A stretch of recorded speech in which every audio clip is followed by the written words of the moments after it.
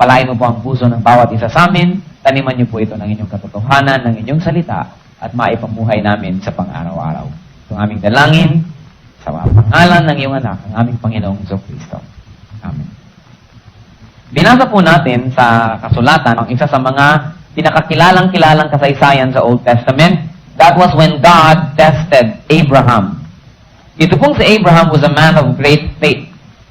At sa Genesis 17 po, 1-6, ipinangako sa kanya ng Panginoon na itong si Abraham ay magiging ama ng napakaraming mga lahi.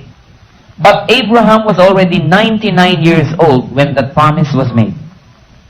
Nung pinangakuan ng Panginoon na si Abraham ay magkakaroon ng maraming mga anak at mga apo sa tuhod and many descendants, he was already 99.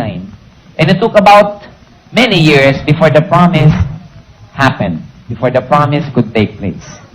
At nung si Abraham po ay nagkaroon na nga ng anak, kaisa-isang anak na lalaki, si Isaac, nung po ang batang ito ay magbibinatilyo na, ay isang araw ay tinawag ng Panginoon si Abraham. At sabi niya, Abraham, Abraham, ibigay mo sa akin ang iyong kaisa-isang anak na si Isaac.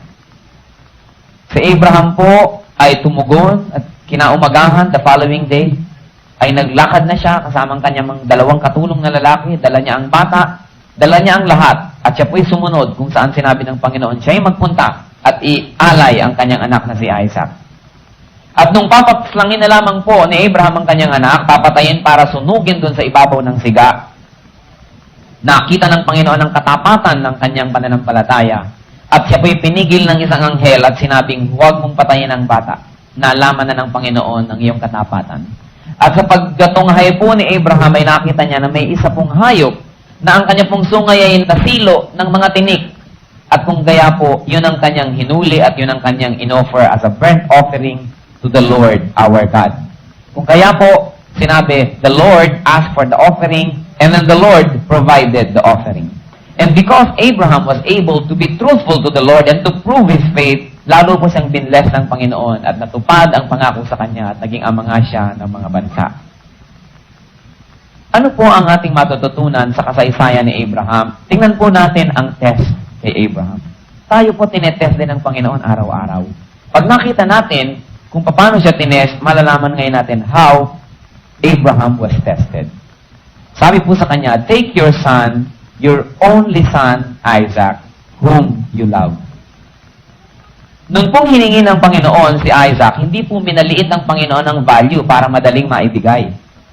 Pinaka-diin-diin ng Panginoon, take your son, your only son, whom you love. Bakit po kaya si Isaac ang hiningi ng Panginoon? Because the Lord wants the best. Could it be that Isaac was best loved by his father? Obviously. Marami pong nagtataka bakit daw hindi si Sarah ang hiningi ng Panginoon. Alam na po natin ang sagot. The dearest, the best.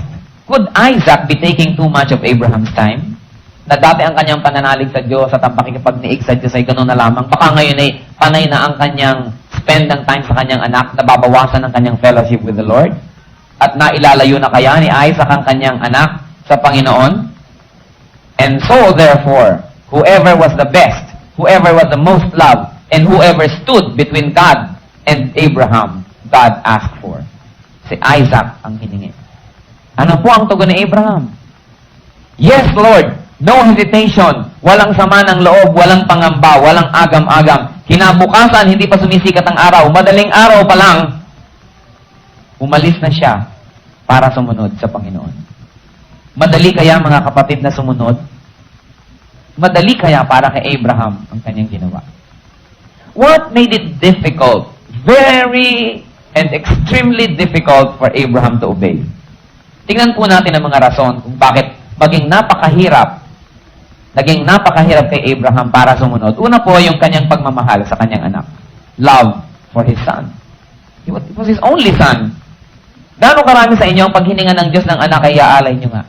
Maski marami kayong anak. Ito, nag-iisang anak. Love for fellow men make it difficult for us to obey God.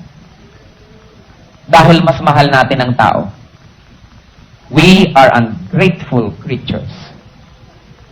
Because we place creation above the Creator. Love for son made it difficult. What else? Common sense, mga kapatid. Common sense made it very, very difficult for Abraham to obey. Bakit?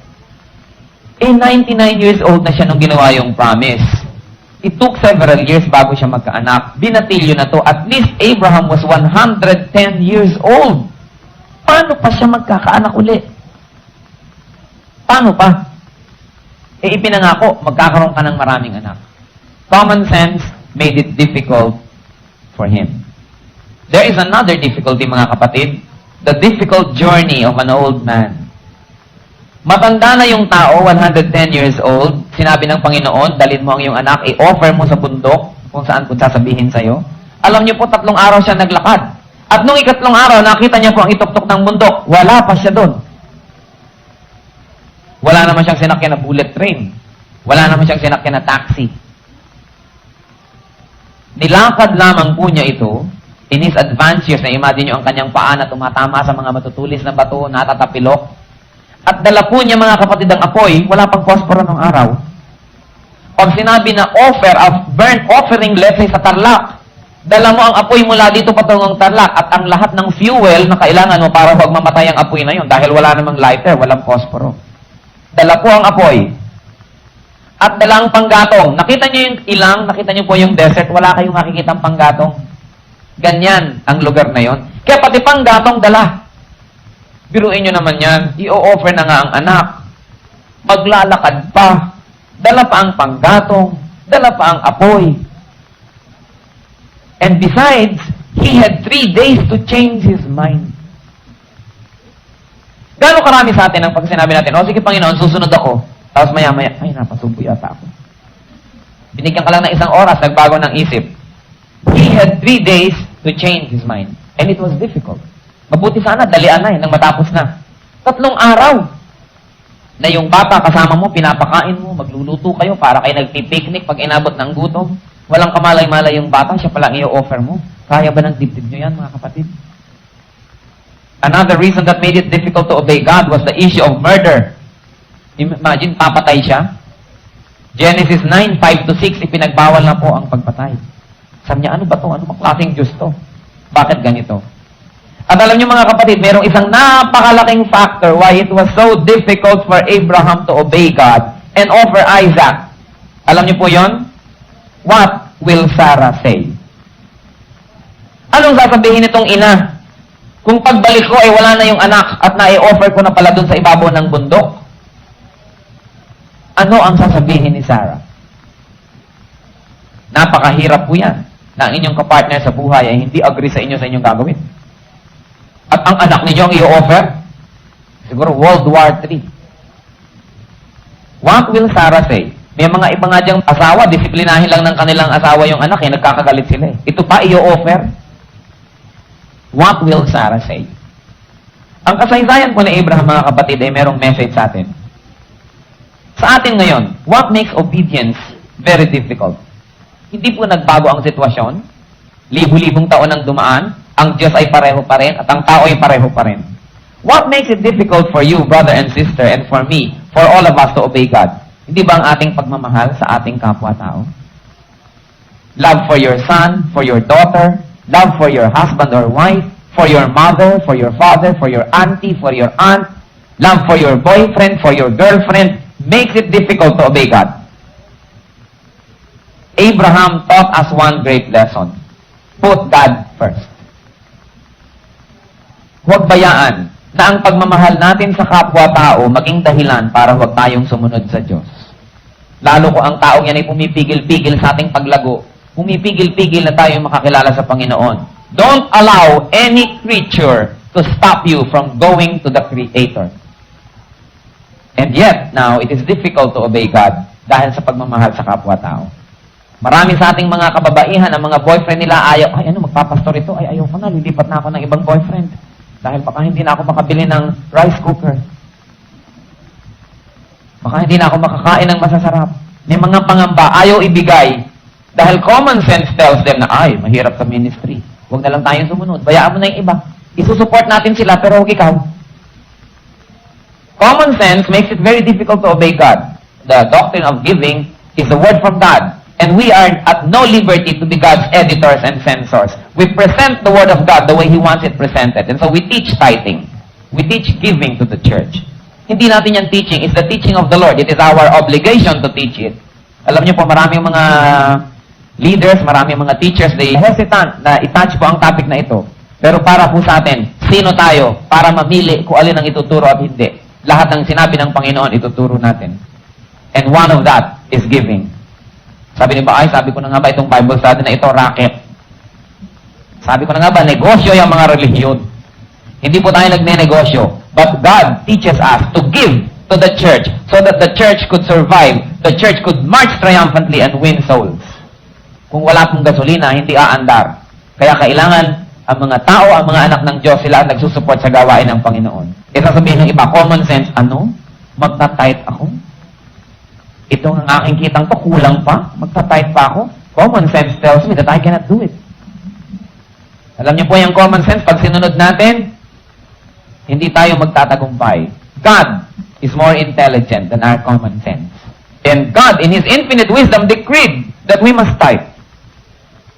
Kaya nga sabi ng Panginoon, subukin ang kanyang katapatan kung hindi niya bubuksan ang pinto ng langit at ibuhos sa atin ang napakaraming biyaya na hindi magkasya. Ano, magba-Bible study pa ako? Pagod na nga ako mag-office araw-araw. Tama na yun sa Sunday. Ano, may Sunday school pa? Ang aga naman, linggo na lang ako nakakagising ng tanghali. Tama na yung worship. Common sense naman. Siyempre, kailangan natin magpahinga. Alam niyo, yung common sense laging ginagamit. Kung saan gagamitin natin yan to obey God. But don't use your sense that God put there in our bodies para natin labanan ang God sense. God sense is superior, infinitely superior to common sense. When your common sense tells you to disobey God, do not listen. Because God's sense is far better. Alam niyo po, yung naranasan ni Abraham, it was a difficult journey.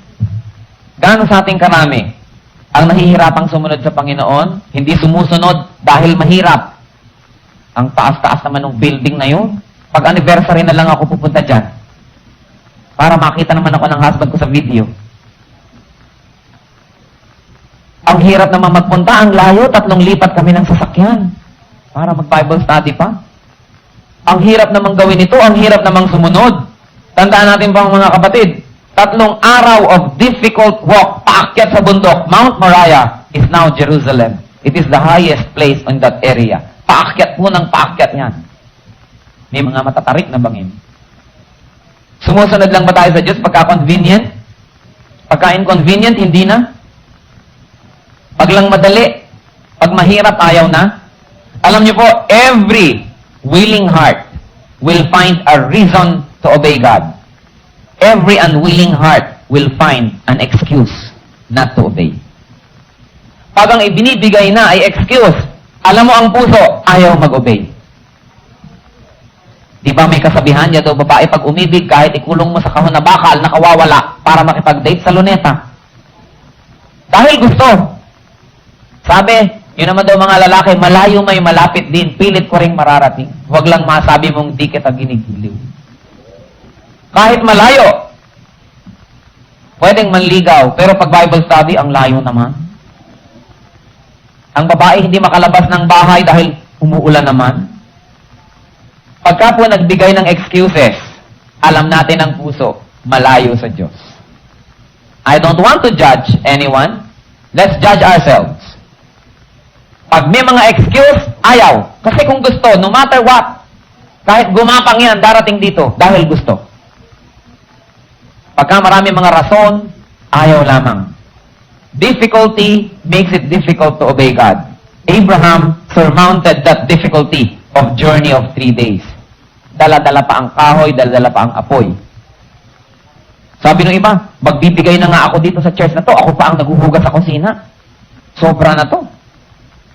Ako na nga ang nag-donate ng silya, ako pang nakatayo. Nakita niyo po si Abraham, anak na nga niya yung i-offer, siya pang nagdala, dala pa niya yung apoy, maglalakad pa siya, doble-dobling difficulty Alam niyo, pagka tinetest tayo ng Panginoon, pinapahirap niya para malaman niya kung hanggang saan tayo.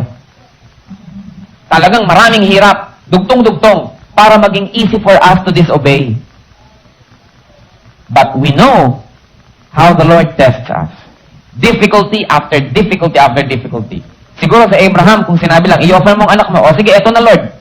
Pero ako pa rin ang maglalakad. Ako pang magbubuhat. Dadaling ko pa yung apoy, dadaling ko pa yung kahoy, ang layo-layo pa, aakyat pa ako ng bundok. Huwag na.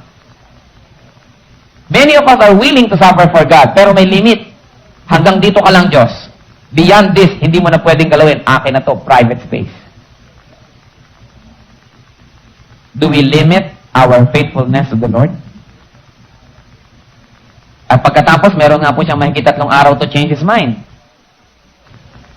Gaano karami sa atin ang nung youth camp, nagtaas ng kamay, dinededicate ko ang aking buhay sa Diyos. Nasaan ka na ngayon, kapatid? Are you in the ministry? O napagbago ng panahon ang iyong commitment? Abraham had 3 days to change his mind. God also gives all of us many days to change our minds, to test us about how serious we are when we made our commitment. Are you going to fail?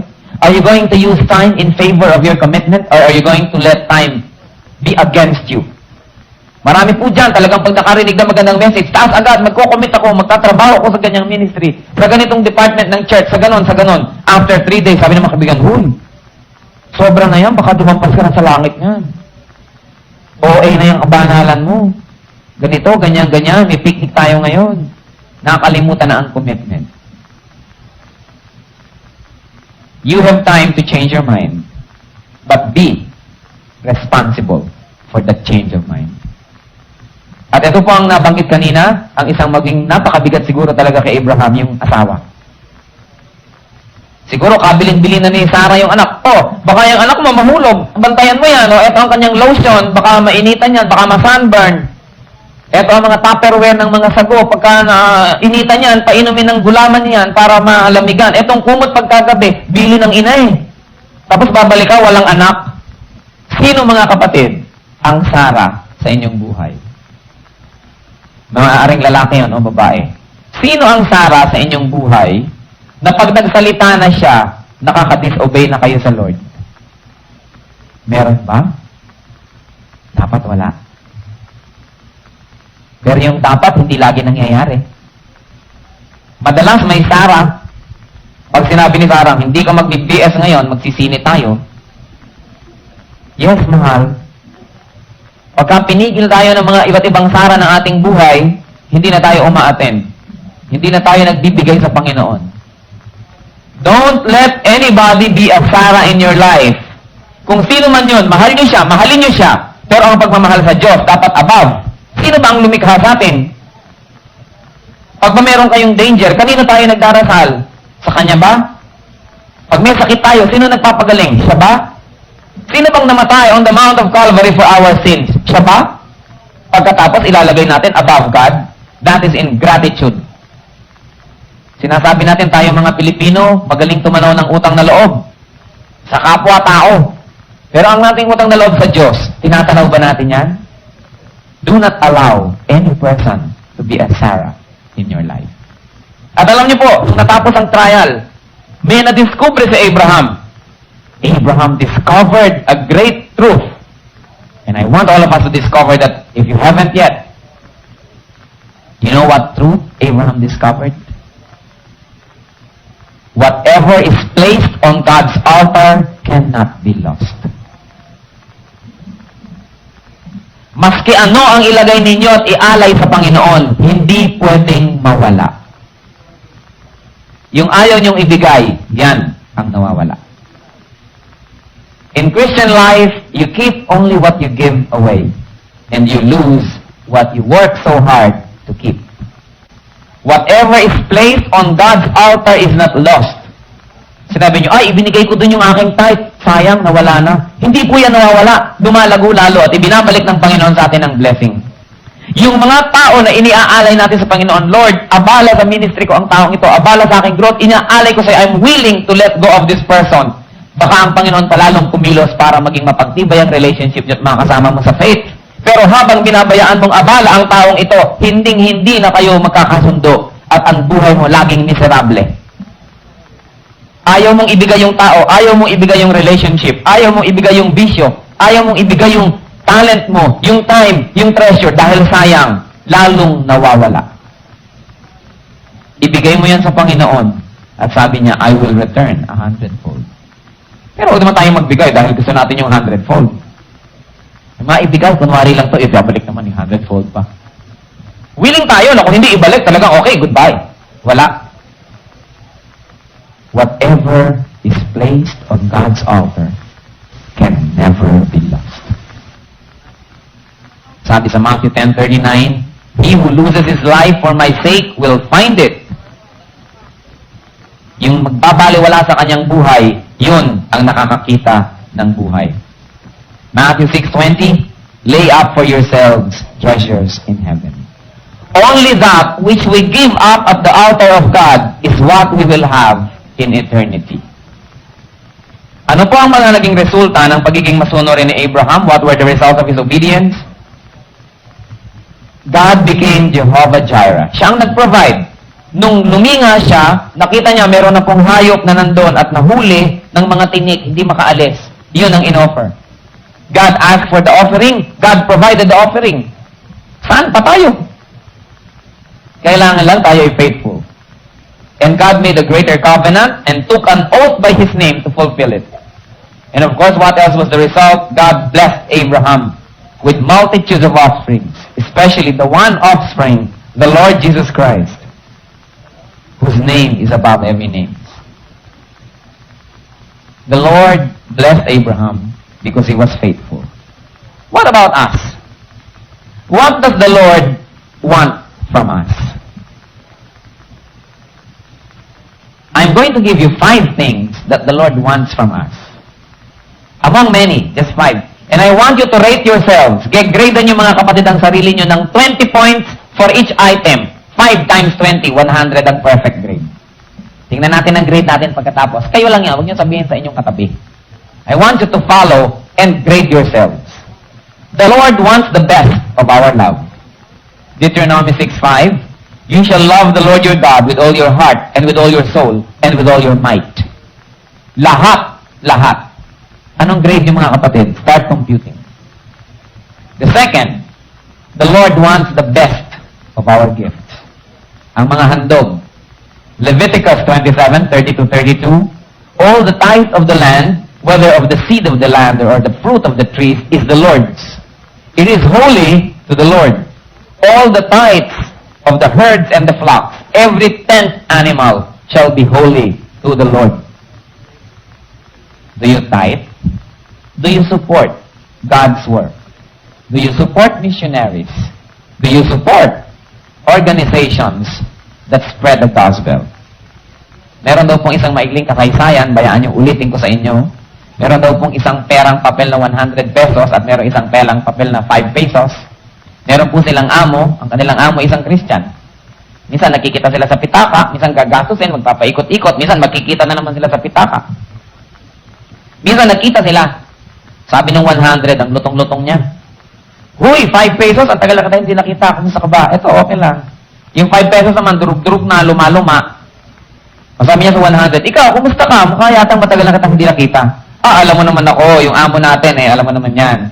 Lagi niya ako, tsaka yung mga kasama ko pang 100 bills, lagi niya kaming dinadala kung saan-saan. Saan-saan naman kayo dinadala? Nadadala kami sa mga cash register ng Rustans, sa mga cash register ng mga, aerobics classes, sa mga cash register ng mga restaurants, lahat ng mga mahal, yung mga class, diyan kami nagpupunta. Diyan kami dinadala ng ating amo. Sabi niya, ikaw naman 5 pesos, saan ka naman nagpupunta ba? Sabi ng 5 pesos, the same boring place. Saan nga? Alam mo naman yung amo natin, Christian, okay, punta doon sa basket. Bakit nga ba yung mga Christian, yung mga malulutong na dadaanin, ibinibigay kung kani-kaninong establishmento at sa church na lang mga barya-barya dyan. Sana hindi ito totoo sa ating buhay. Malakay 3:10, sabi, will man rob God? And yet you are robbing me, the whole nation of you, because you are not giving me your tithes. Sabi ng Panginoon. Rate yourself, that's our second. Ilang points na ba ang inyong kinikita, mga kapatid? Number 3, the Lord wants the best of our labors. Matthew 19:27 and 28. Then Peter said in reply, Lo, we have left everything and followed you. What then shall we have? And the Lord said, everyone who has left houses or brothers or sisters or father or mother, or children, or lands, for my name's sake, will receive 100-fold and inherit eternal life. Huwag po kayong magmadali na iwan ang inyong mga kamag-anak sa pagsunod sa Panginoon. Mas magandang kasama natin at dala natin. Ano pong sinasabi? Kung talagang abala and it is hopeless, dapat alam natin kung sinong uunahin. Kung minsan may kapatid tayong nagtampo dahil na born again na tayo, mukmuk ng mukmuk yung kapatid ko, hindi na ako kinakausap. Ayaw mo pa ba ng kapalit? Eto halos 200 kapatid ang kapalit. Kaya sabi niya, I will return 100-fold. Kung minsan itinakwil ka ng iyong ninang dahil naging kang born again, ayaw pa bang ninang tong ubod ng daming ito na bilang kapalit? Pero hindi natin sinasabing talikuran natin sila. Dapat gawin natin lahat ng magagawa para makasama natin sa faith. Pero alam mo naman kung kailan dapat na medyo mag-dedicate ka na at tigilan na ang kapipilit kung talagang napakabigat. Sabi, blessed are you when you put God first. So the Lord wants the best of our labors and the best of our relationships. How do you rate? Sa third point. We have a fourth item. The Lord wants the best of our loyalty. Luke 9:23 and 24. And he said to all, if any man would come after me, let him deny himself and take up his cross daily and follow me. For whoever will save his life will lose it, and whoever loses his life for my sake will save it. How loyal are we to God? How much do we deny ourselves? Alam niyo po, may mga alam ako, mga estudyante, kung minsan nag-i-skip ng isang merienda para makapag-donate sa isang missionary work. May mga pamilya akong alam na kung minsan merong day sila na ang simple-simple ng kinakain.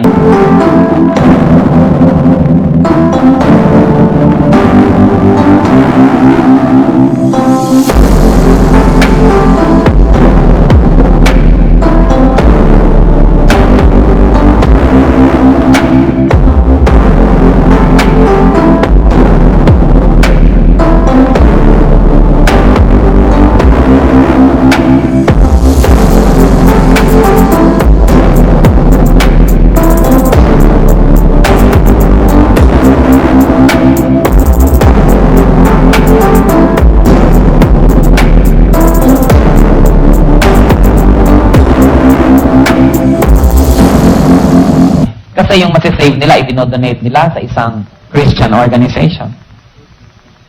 How much do we deny ourselves for the sake of the work of the ministry? Rate yourself, mga kapatid. That's the fourth item. By now, kung nakaka-perfect score kayo, dapat 80 na. Do we treat God as God? Kung sabi natin, Lord, God, pero hindi naman siya ang nasusunod sa ating buhay, tayo naman. That is hypocrisy.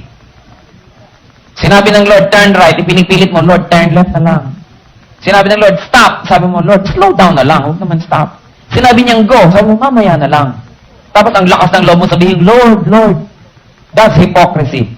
If you don't obey God, you are Lord of your life.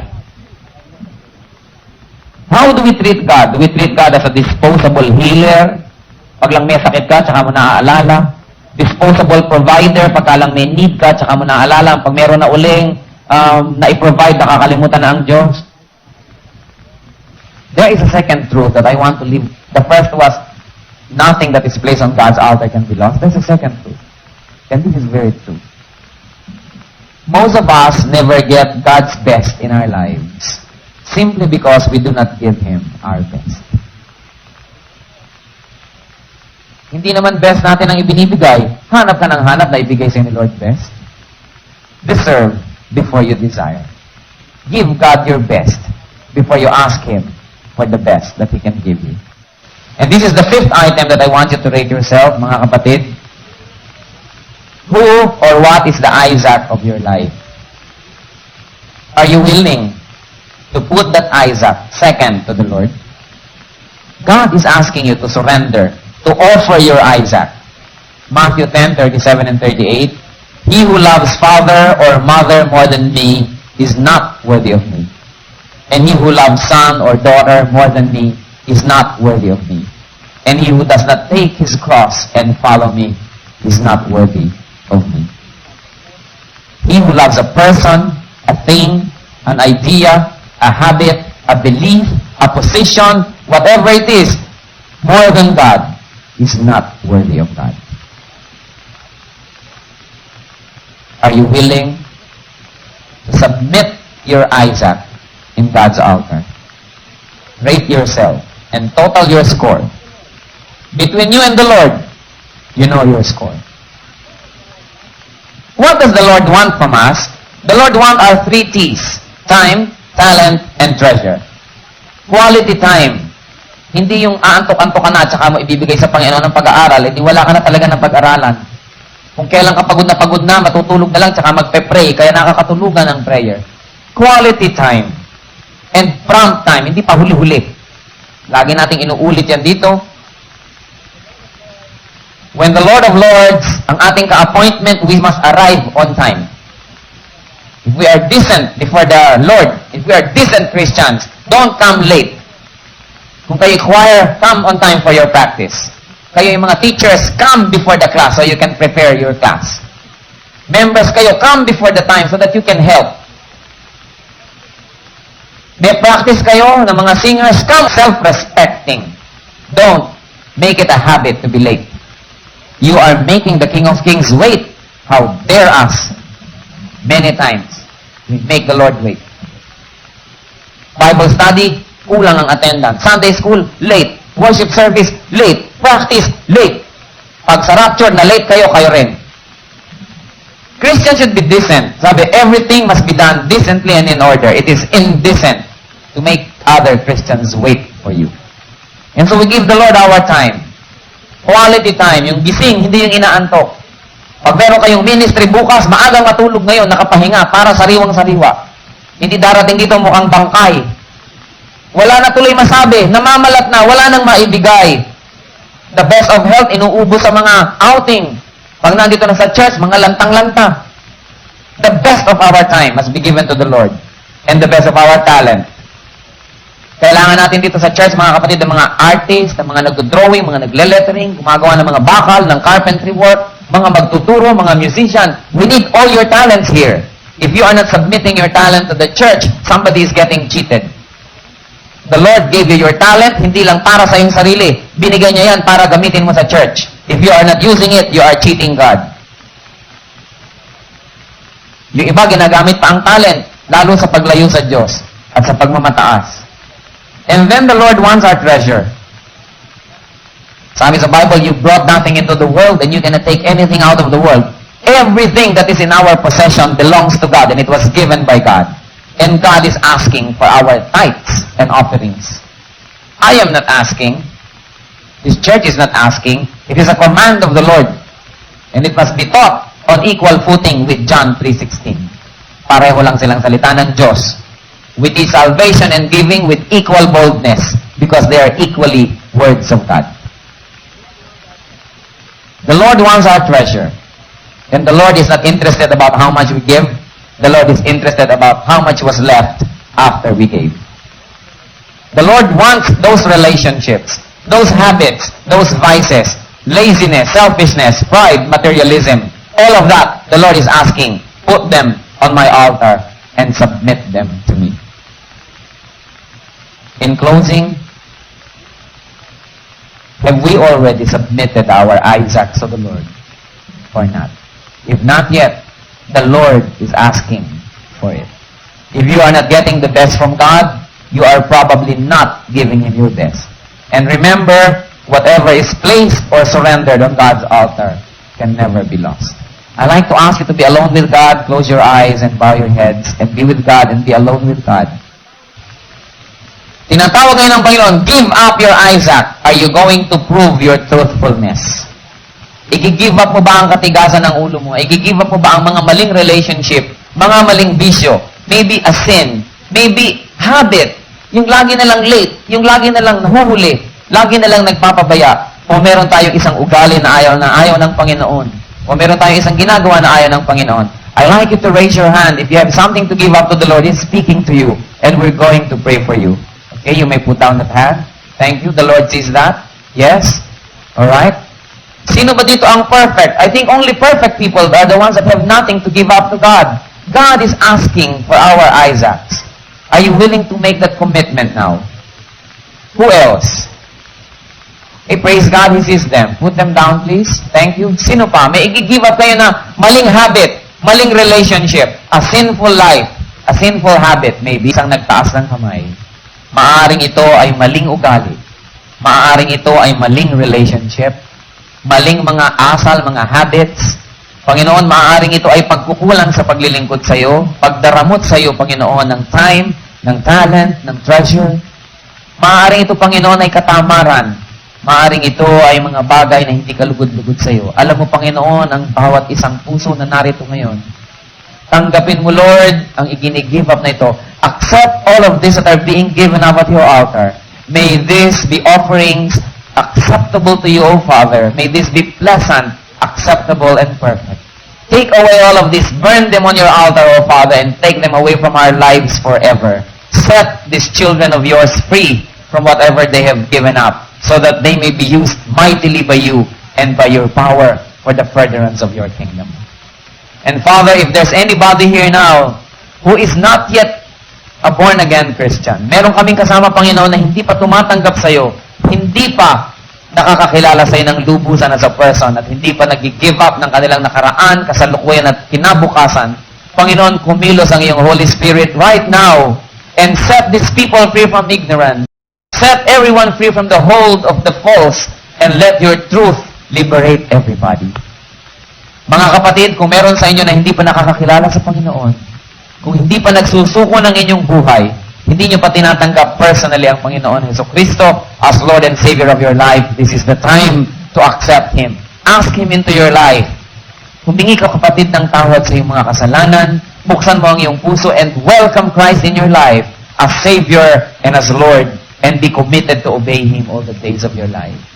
We have led sinful lives in the past, and those sins never made us happy. Those sins always left us guilty and empty. This is the time to give them up and have a brand new life. Mga kapatid, in a minute of silence, yung may mga i-give up sa Panginoon, be alone with God and give them up in a personal prayer. At yung mga gustong tumanggap sa Panginoon ngayon as Savior and Lord, makipag-usap kayo sa Kanya, siya'y nakikinig, kumakatok siya sa pintuan ng inyong puso. Papasukin ng Panginoong Jesucristo as Savior and Lord and be part of His great family. In a minute of silence, let's be alone with our Maker. Oh, Father, you have heard the silent prayer of each one. Thank you for being always there to receive, to hear, and to answer our prayers. Thank you that you are faithful, that you don't change, that your love is permanent, that your love is perfect. That though we are not worthy, you continuously build bridges towards us, while many of us